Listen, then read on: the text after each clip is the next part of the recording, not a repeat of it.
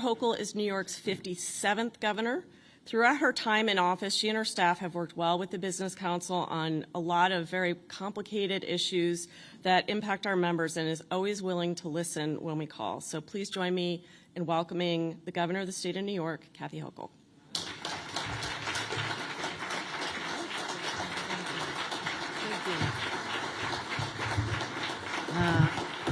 Heather, always great for an excuse to leave the big city and come up to God's country here. And I've been up here many times this summer, and the weather's been spectacular. So thank you, Heather, for your leadership as well. And I hope you feel you have the accessibility to my office, because your voice representing the business community is so important to us as we work hard together to make New York the most business-friendly state in America. I said we're going to get there, and we're getting there. So thank you, Heather. Let's give Heather another round of applause here.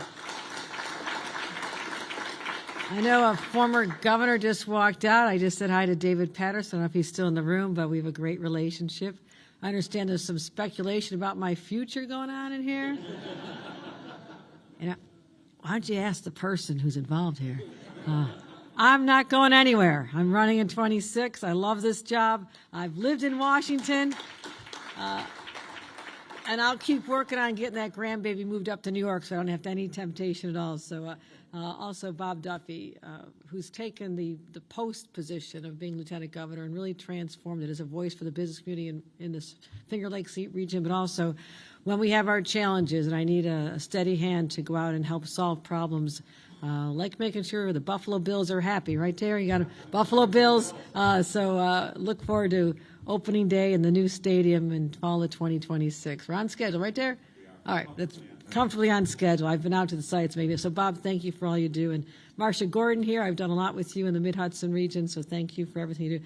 All of my other friends and allies, I see many friends from Buffalo. And I'll just give you a few reflections on how far we've come. When I first stood before you in 2021, people didn't know if I was going to make it. I was viewed as a transition governor. I think we put that by the wayside. And it was a very turbulent time. We had just come out of the pandemic. The future was very uncertain. And the business community had taken it on the chin. You know, our smaller businesses, large businesses, remote work, will people come back? Interest rates started going up a few years later. Then we had the highest inflation in 40 years. It's been a tough time for the business community. But what I can do from this position is to leverage the power I have to support the businesses who are here, find ways to help them find new markets, bring new customers in, but also do outside recruitment to have more members to the Business Council. And we've been very successful in positioning New York State as a leader in technology, not something that you would have associated with us as part of our brand years ago, but we've leaned hard into it. SUNY Nanotech is just taking off in ways we could not have foreseen. The federal dollars coming there, the relationship of Chuck Schumer and myself and driving assistance there from the $1 billion investment we just made there. But also, you can't go too many days without people in New York City asking me what's happening with Micron. I mean, I'm so proud of what we've achieved here. And there's probably a book to be written about all the behind-the-scene effort that had to go on to wrestle them from other states that at first they thought were better for them until we persuaded them that there's no place like New York. As far as the caliber, thank you. The workforce we could offer, I mean, I may have told you the story, but it was a snowstorm in January a couple of years ago, and I was told not to get on that plane, and I usually listen. But I knew the CEO was only going to be coming from Idaho to Syracuse for a very short time, and I was supposed to meet him for about a half an hour. That half hour went into 2.5 hours because I could not stop telling the CEO of Micron how incredible it would be to have them here and how amazing it would be for their future. And a lot of time, a lot of effort bringing the labor community on board so they could work through their issues as well, which is about how we got this done. But also now we are literally changing the curriculum. And I don't just want to do it there, but with working with the teachers, United Teachers, working together to make sure that we change the curriculum for all the students in that whole region so they're learning more about coding and computer science and positioning them to take these jobs in the future. And I'm not just talking about the suburban areas that are doing well. I'm talking about the inner city of Syracuse and the neighboring counties to change their future by giving them the tools they need.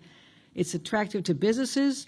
It's attractive to the community because they see a different outcome and future for their kids, hopeful, a chance to step into these great jobs once we open it up. So it's not just Micron either, it's the supply chain. And many of you are in the service sector. These are people that are going to be doing the banking with you and buying insurance from you and needing your marketing services. The supply chain companies are coming. I made a phone call over to London a year ago. Edwards Vacuum, never heard of it, learned all about it, but they make the heat pumps that support Micron, and they're going to a place called Batavia. 600 jobs there, which is extraordinary. So this is the ripple effect. I'm not going to dwell on this, but this is what I'm trying to do is you bring in some of the big fish, but the ripple effect throughout the economy is profound, and we're going to continue working on it, especially with something I announced in my State of the State in January, just developed just a couple months before that. The question came to me, does New York State want to be the national leader in developing artificial intelligence? Or are we going to leave that to places like California? Now, I'm very competitive. I wouldn't be in this job if I wasn't. And I said, of course we're going to be the leader. What does it take? So listening to the business community, we put together a consortium.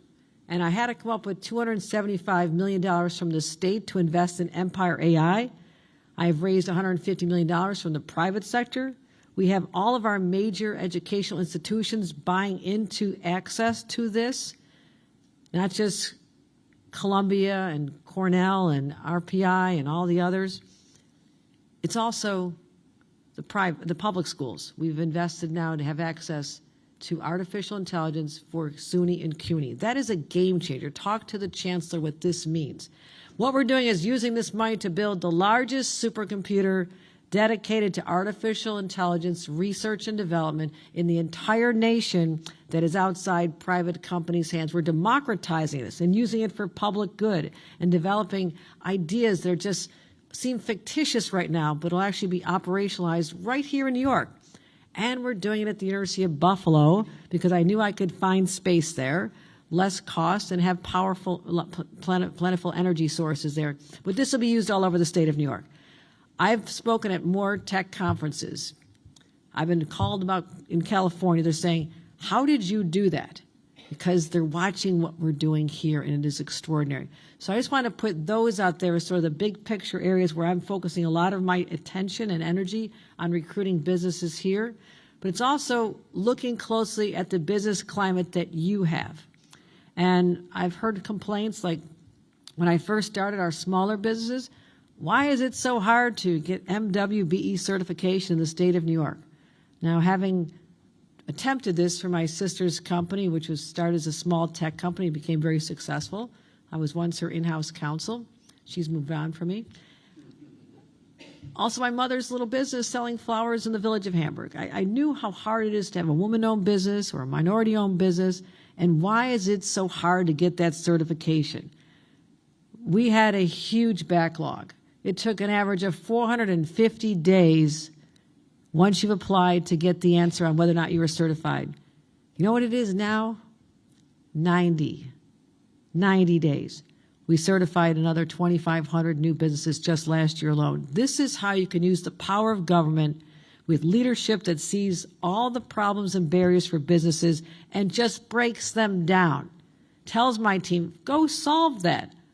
My other talent is I find the smartest people. I have a talented team. I just have to unleash them to solve problems that exist out there. So we're also just looking at the economic factors. I was just asked by a reporter, I did a press event on social media and cell phones in schools. Any parents out there? Yeah. How you feeling about your kids on social media all day during math class? It's not good. Employers, it's not good for you either. So I just did an event. 500 people gathered in Albany. Did not expect this when I went on this journey a year ago, but the focus was driven by teachers, by the PTA, by the school districts, with government leaders saying enough is enough. We're losing a generation of kids who are being bombarded with social media algorithms that are not positive forces. I can tell you right now. If you ever see this, you know, a young child thinking or a teenager thinking about suicide, they put in suicide, they're not going to get support services or where to go for help or some positive messaging. They're going to find out 300 ways to commit suicide. Okay, this is a dark place for our kids. Adults, they can be more discerning. They'll have judgment. The young kids in our society are bombarded with addictive algorithms, and guess what the first state in the nation who said no more? It was us. I stood up to those tech companies who I said, I love having you here. You're welcome. I want your jobs. I want your growth. But you also have kids. And now I just learned that Instagram, listening to us, because people were talking to them at their headquarters this week, they saw what New York was doing and they decided to start getting ahead as well. They are now joining us and stopping the notifications all night long. They can do this. They told me they couldn't. I said, it's impossible for us to figure out whether someone's 18 or under or an adult. So how are we going to do this? I said, you're tech companies. You're supposed to figure things out. You figure out everything else. Guess what? They figured it out. Instagram just announced it. But I don't want cell phones being a distraction in our classrooms for a number of reasons. One is it's not healthy for them. Two, it's frustrating for the teachers. But number three, we're not developing a connected, interactive, sociable workforce for you. Think about that. These kids' interaction all day long is with their hands staring at their cell phone. They're not even knowing, they don't even know how to make eye contact anymore. But when they leave school, they're supposed to be able to do the creative collisions and work on teams and work with adults and people of all ages. They're not going to be fully functioning because they're being denied the growth time that this part of their lives is supposed to give them. That's the urgency I feel. That's what I have to do for your future employees, is to save them now. Let them just learn like we were able to learn without distractions. And moms and dad after hours, they're already on average on social media 5 hours a day. Surgeon General said anything over 3 is dangerous to their health. It's a healthcare crisis. It is a mental health crisis. And the kids just go on all night long. We've got to keep an eye on them. But it also is going to have an impact on our workforce. And that's why if we stop right now, lead the nation, take all the hits that are coming, and I don't mind it. I get hit every day of the week. Bring it on. Because I'll stand up for our kids and your future workers any day of the week. So help join in that effort as we have to break through a lot of opposition.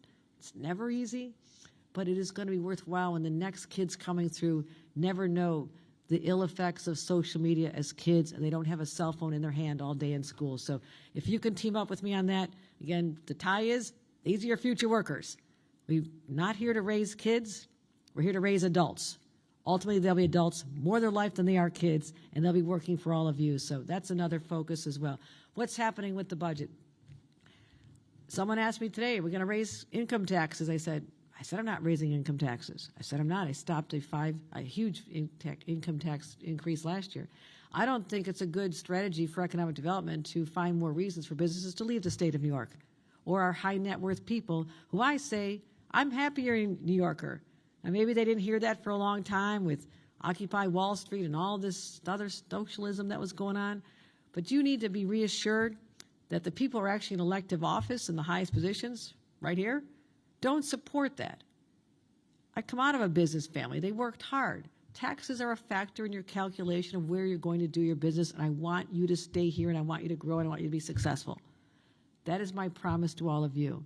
And looking at regulations and every single bill that comes before me, looking at it, who is hurt by this? No one asks those questions. Will this be a driver of people out of our state? Will it make it too difficult here? We ask those questions, and the answer better be a good one for the business community, because you are the employers of the New Yorkers who I need to stay here as well. So we want people to be successful. I'm proud to see some of the conditions are really improving in New York. It's been noticed by others.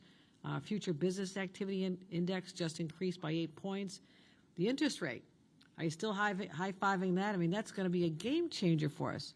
I can't tell you how many businesses say to me, I'm going to expand when capital becomes more accessible. I'll build more housing when interest rates come down. The real estate market, all this pent-up demand, and the supply chain, all the companies that rely on growth in housing. First governor in 50 years to take on housing, and boy, I got burned at first. until we persevered and got people talking about the fact that we have a huge shortage of housing and it is hurting everyone everywhere. It is driving up the cost of living in New York. It is huge. The more we build, prices go down. Basic 101, supply and demand. I had to give that education in Albany because nobody quite understood that. They do now. We have an aggressive plan to use state-owned property to build housing on. Anywhere I can find an inch of space, I'm going to say, is this a place I can build housing? And not just the 50,000 people that are moving up to central New York for Micron. I have demand in every corner of the state, which is a good thing. It is a good thing. But we have to meet that demand with aggressive policies on housing. We've accomplished that as well. So a couple other factors I want to talk about. As I mentioned, the factors that go into the budget and taxes. We're looking good right now. You heard from Blake Washington yesterday. He gave you the whole PowerPoint. I saw that. So you have all those numbers in your head. These are very positive outcomes. I will tell you, when I stood here in 2021, we had 4% in reserves for the state. Now, I did municipal budgets for 14 years in the town of Hamburg. We are always told, do not go below 15% for that rainy day, because a rainy day comes, there's an economic downturn, there's a recession. The only option is to raise taxes higher. That's not what you want to do. You do not want to do that. So I've been building up and building up and building up reserves. We went to 4% to well over 15%, went from about $3 billion. I have $21 billion in reserves right now. That is my security blanket to be able to handle any downturn, but also crises that arrive. When I had to come up with more money to help the migrant situation in New York City because we could not have thousands of people homeless in the streets of New York, I was able to pull a small amount from that. So I'm going to use that as the buffer I need. But as we're developing our budget, developing what our taxes are going to need to be, knowing that I have a better economy going into this, better than I've had in all my years as governor, these are positive trends that are happening in New York, and I hope you can feel that. And I look at all of you as the people who are the ambassadors. It is the ones who have the knowledge now. After a conference like this, I know you covered a lot of topics. I saw your agenda. You covered a lot.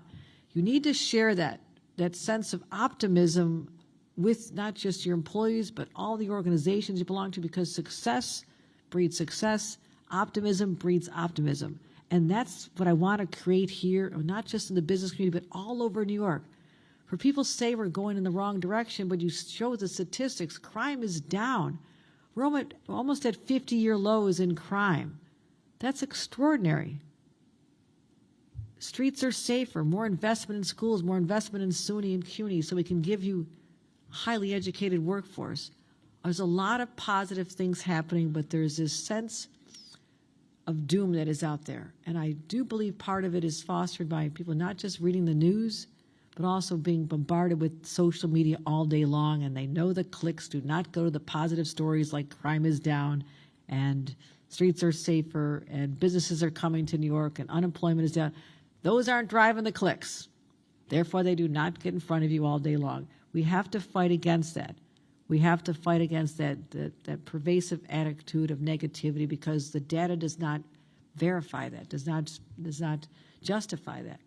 So I'm going to keep working hard. I'm going to build you a strong workforce in every area where we're growing. We're growing intensely in the clean energy environment. I held a conference in Syracuse last week. We had to shut it down. So many people wanted to be there as part of our new energy future. How we're going to make this transition, which I'm required by law to do under state law. We're going to get there, but in a way that does not hurt the business community, does not hurt our customers, and makes sense for protecting our climate. Climate change is real. I have had to preside over more natural disasters than any governor in history. We had 23 tornadoes in July alone, more than all the states in Tornado Alley combined. I had 2,000-year events in the last 2 years, including one that bombarded Long Island just a few months ago. The storms are crazy. They're very expensive, and they keep coming and coming and coming. The temperatures are higher. The snowstorms are worse. I have to be prepared to protect New Yorkers in the short term, which is what we focus on, but also in the long term.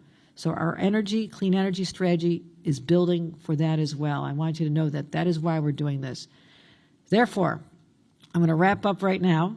I have so much more to say. I'm very excited about this. But you're a great audience because you're the ones who understand what I'm talking about intensely. You know the barriers that are out there. You know how hard we're working to break them down. And there's always more to do, right, Heather? I'm sure you have a very robust agenda. And I look forward to continuing a deep relationship with the business community because you matter to me in ways that you'll never understand because I know the struggles. I know how hard it is to start out. I know when you're just looking around the corner, you're not sure what's going to happen. Competition from abroad, will there be tariffs? There's a lot of uncertainty, but you are the resilient ones who power through this, and I'm really, truly, truly proud to represent you as your governor. Thank you.